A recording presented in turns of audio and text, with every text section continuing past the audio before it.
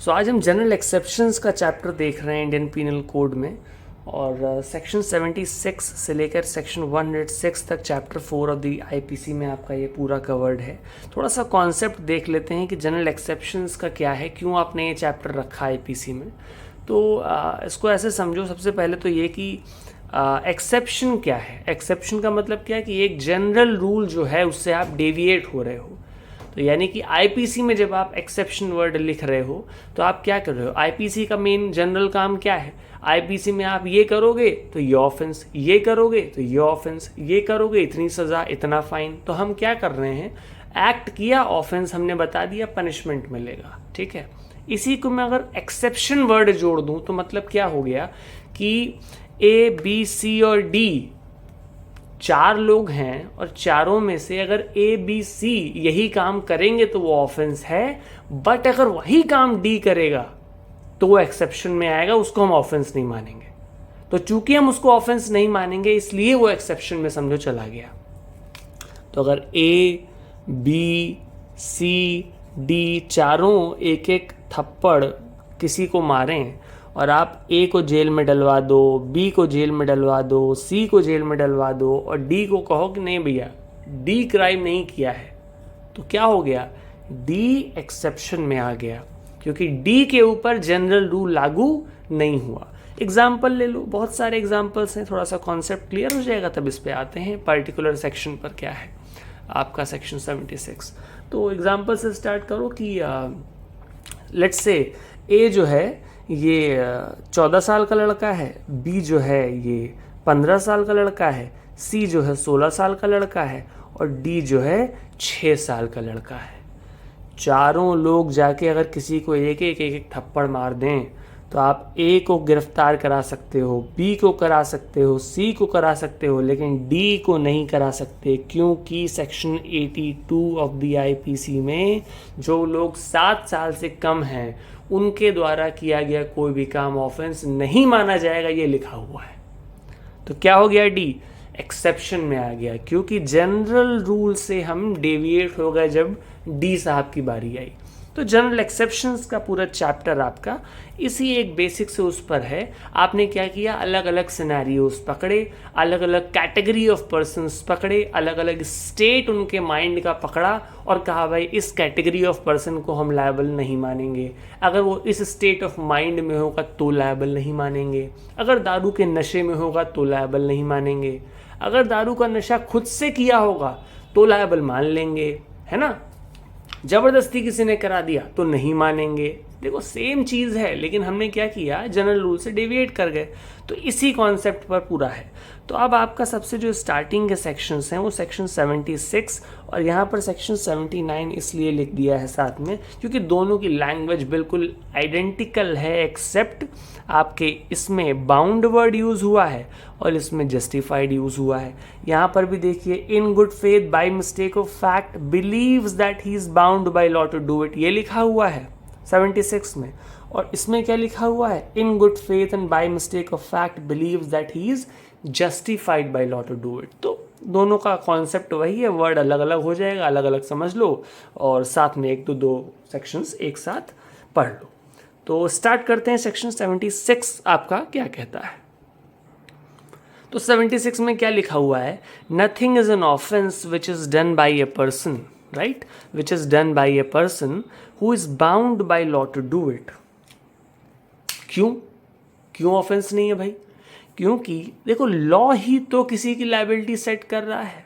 अब एक तरफ लॉ कह रहा है कि ये 3 काम अगर आपने कर दिए ठीक तो आपकी लायबिलिटी बन गई 4 साल की जेल, सपोज करो, है ना। ये 3 आपने एक सपोज करो ऑफेंस के ये इंग्रेडिएंट्स हैं, अगर आपने ये 3 इंग्रेडिएंट्स कंप्लीट कर दिए तो आपको 4 साल की जेल हो गई। एक तरफ लॉ ये कह रहा है और एक तरफ लॉ का ही एक आदमी, कोई लीगल अथॉरिटी, कोई आपका सुपीरियर ऑफिसर, कोई आपका ऐसा जिसके आदेश को मानने के लिए आप बाउंड हैं, आपको आदेश कर दे कि एक काम करो, जाओ ये करो ये करो और ये करो। अरे उसने तो आपसे एक ऑफेंस कराने को कह दिया, राइट। बट चूंकि you are bound by his orders, आप लॉ में उसकी कमांड को मानने के लिए बाध्य हैं। तो अगर अब आप ये काम करेंगे तो एक तरीके से क्या हो रहा है, लॉ ही इसको पनिश बता रहा है और लॉ ही हमसे ये भी करवा रहा है। तो ऐसा थोड़े हो सकता है कि भैया पहले तुम एक ऑफेंस सेट करो फिर आके हमको कहो कि जाओ जाके ये काम करो फिर हमको सजा भी दे दो। नहीं, अगर हम ही से करवा रहे हो ये काम फिर हम इसमें लायबल नहीं होंगे। सो चूंकि लॉ ही उसको किसी चीज़ से बाउंड कर रहा है कि तुमको ये करना है अगर हम कह देंगे तो, और आपने उस एक्ट को ऑफेंस बना रखा है, तो भैया हमको आदेश दे रहे हो तो फिर हम इस लायबिलिटी में नहीं जाएंगे। तो इसीलिए अगर कोई आदमी लॉ से बाउंड है किसी काम को करने के लिए और वो काम जो है अपने आप में एक ऑफेंस है, तो चूंकि वो उस मोमेंट में बाउंड था तो उस वक्त हम उसकी लायबिलिटी को नेग्लेक्ट कर देंगे, नल कर देंगे। ठीक है, एग्जाम्पल जो इसमें था वो बड़ा सिंपल सा था। एक सोल्जर है और अपने सुपीरियर ऑफिसर जो उसके मिलिट्री में सुपीरियर ऑफिसर थे उनके आदेश पर उसने एक भीड़ में एक मॉब पर फायर किया, तो कोई मर गया होगा, राइट। तो एक तरीके से क्या है, जनरली अगर आप एक नॉर्मल व्यक्ति से यही काम करवाएंगे तो आप उसको क्या कहेंगे, ऑफेंस है। लेकिन चूंकि यहाँ पर जो ए था soldier, he was bound by law to follow the commands of his superior officers, इसलिए उसके उस आदेश को जब उसने माना और ए ने उठा के मॉब पर शूट कर दिया तो ए की कोई लायबिलिटी नहीं बनेगी। देखो इस बात को समझना कि यहाँ पर किसी ना किसी की जान गई तो अगर लायबिलिटी वायबिलिटी बननी होगी तो भाई इसके ऊपर जिसने उसको आदेश दिया, लेट से जेड ने इसको आदेश दिया तो आप जेड के पास जाओगे। लेकिन इस सेक्शन में ए को हमने बचा लिया क्योंकि ए बेचारा लॉ से बाउंड था वो काम करने के लिए। ठीक है, तो ये आपका सेक्शन 76 है। सेम आपका जब आप 79 में आओगे तो वहाँ पे बाउंड की वजह जस्टिफाइड है। लेट्स से कि कोई एक ऑफेंस कमिट हो रहा है, ए देखता है कि बी कोई ऑफेंस कमिट कर रहा है, तो भाई सेक्शन 43 सीआरपीसी प्राइवेट पर्सन्स को भी लोगों को अरेस्ट करने की पावर दे रहा है, राइट। जनरली अरेस्ट करने का काम किसका है, पुलिस का। लेकिन आप सीआरपीसी जब पढ़ेंगे तो सेक्शन 43 में अगर आप एक नॉर्मल इंडिविजुअल भी हैं, प्राइवेट पर्सन है, पुलिस वाले नहीं हैं, लेकिन अगर आप कोई ऑफेंस होता देखते हैं जो कि कॉग्निजेबल और नॉन बेलेबल नेचर का है, जैसे कि जो सीरियस नेचर के ऑफेंसेस हैं, देखो सीरियस नेचर का ऑफेंस हो रहा है तो लॉ प्रयास कर रहा है कि भाई पुलिस वाला नहीं है तो यार प्राइवेट आदमी को पावर दो, कम से कम वो उस ऑफेंस को होने से रोक पाए। तो इसीलिए भी अलग से समझो पावर दी गई है। इसीलिए हल्के ऑफेंसेस में पुलिस वाले के अलावा आप जाके अरेस्ट नहीं कर सकते, है ना। सब कुछ सोच समझ के बनाया गया है। तो जनरली भाई लॉ ने आपको पावर दे रखी है कि अगर आप किसी को कोई ऑफेंस कमिट करता देखें which is a cognizable offence, which is a non bailable offence, तो you are justified in arresting that person and immediately handing him over to the nearest public authority. तो पुलिस के पास फटाक से उसको लेकर जाइए, अरेस्ट कर लीजिए आप एक बार जैसे ही, तो आप उसको अरेस्ट करने के लिए जस्टिफाइड हैं। जनरली क्या होता, अभी सपोज करो ए जो है बी को ऑफेंस करता हुआ नहीं देख रहा है, बी बेचारा शांति से बैठा है और ए जाके उसको गिरफ्तार कर ले, हैं जेल के पीछे या अपने कमरे में घर में आके लॉक कर दे और जाके पुलिस को बुला लाए, तो भाई तब तो आपने रॉन्गफुल कन्फाइनमेंट कर दिया, राइट।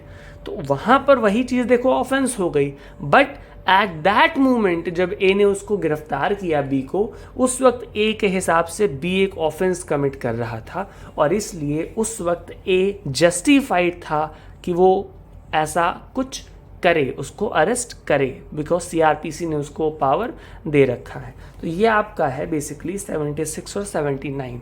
इसका जो ये सेकंड पार्ट है, दोनों में जो सेकंड पार्ट है जो एक good faith by mistake of fact believes वाली बात करता है, ये कुछ खास नहीं है, इसका बस वो समझ लो।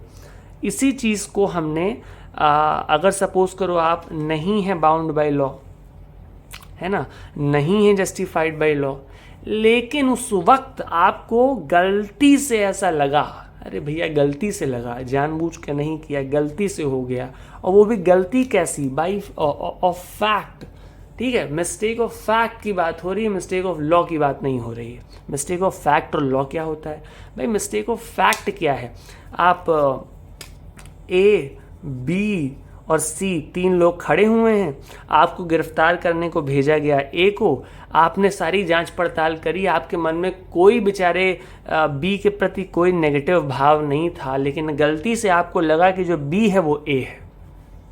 अरेस्ट करने गए थे ए को, पकड़ लिए बी को, ये समझे कि ये ए है, गलती से हो गया भाई, आइडेंटिटी का वो हो गया, मिस्टेक ऑफ फैक्ट, है ना। फैक्ट इज कि this person is A, the fact is this person is B, and I by mistake of fact arrested B instead of A, believing in good faith that B is A. तो मैं क्या हूं, मैं in good faith by mistake of fact I believed, ठीक है, that I am bound to arrest B, क्योंकि मेरे पास B को अरेस्ट करने का वारंट था, मतलब ए को अरेस्ट करने का वारंट था, और चूंकि मुझे लगा कि भाई यही ए है तो मैंने गिरफ्तार कर लिया। तो वही सिनेरियो है, बाउंड जस्टिफाइड, आप है ना लॉजिक लगा सकते हो। कुल मिला के इसको कवर करने के लिए दिया गया है कि मान लो एक्चुअल में ना भी हो, क्योंकि आप यहाँ पर बी को गिरफ्तार करने के लिए बाउंड नहीं थे, आप ए को गिरफ्तार करने के लिए बाउंड थे, क्योंकि लॉ ने आपको विद डॉक्यूमेंट भेजा है कि जाओ जाके ए को गिरफ्तार करके लेके आओ। तो आप आए, लेकिन by mistake of fact in good faith. देखो ये सब वर्ड्स की बड़ी बेटा रेलेवेंस है। कोर्ट में जब आप जाके इस डिफेंस को क्लेम करेंगे तो आपको ये सब उठा के साबित करना पड़ेगा, क्योंकि जनरल एक्सेप्शंस में जब आप डिफेंस को क्लेम करते हैं तो वो सारा बर्डन ऑफ प्रूफ आप पे आ जाता है कि अब आप साबित करिए कि ये डिफेंस आपके ऊपर लागू होता है। क्योंकि क्या है कि जब किसी के ऊपर कोई ऑफेंस का चार्ज लगाया जाता है ना, तो भारत में चूंकि प्रेजम्पशन ऑफ इनोसेंस है अंटिल प्रूवन गिल्टी, तो अब वो बेचारा चुपचाप खड़ा रह सकता है पूरी कोर्ट में, और सामने वाला जो प्रोसिक्यूशन वाला वकील है, इट इज़ अपॉन हिम कि वो प्रूव करे कि इसने ऑफेंस किया है। सारे फैक्ट्स जो उसने सब कोर्ट में बोले ना कि भाई इतने बजे सोमवार को शाम 4 बजे चाकू लेके ये आए और इनको ऐसे घपाघप मार दिया, ये तुमको साबित करना है। मैं चुपचाप खड़ा रहूंगा, तुमने मेरे पे चार्ज लगाया है ना, I will be presumed to be innocent until तुम मुझे गिल्टी प्रूव करो। लेकिन जब आप अक्यूज्ड हो और आप डिफेंस क्लेम कर लेते हो ना, एक्सेप्शंस में खुद को डालने की कोशिश करते हो, जैसे आपने किसी का मर्डर कर दिया और बाद में कोर्ट में जाके कहा सर हम पागल थे उस वक्त। अब भैया तुमने कहा ना कि तुम पागल हो, तो तुम साबित करोगे कि तुम पागल हो। तुम्हें सेक्शन 84 का एडवांटेज डिफेंस चाहिए, तो तुम साबित करो कि तुम पागल हो। सो इसको इतना सा समझ लो, 76 79 लैंग्वेज काफ़ी सिमिलर सी है, एक में बाउंड है एक में जस्टिफाइड है। आई होप ये कॉन्सेप्ट आपको क्लियर हो गया होगा, और इसके बाद हम बाकी के जो एक्सेप्शंस हैं वो भी लाइन बाय लाइन कवर करते चलेंगे। सो आई थिंक आज के लिए वीडियो बहुत लंबा हो जाएगा। So thank you so much. इसमें किसी को कोई डाउट हो तो वो मुझसे पूछ सकता है। Thank you so much.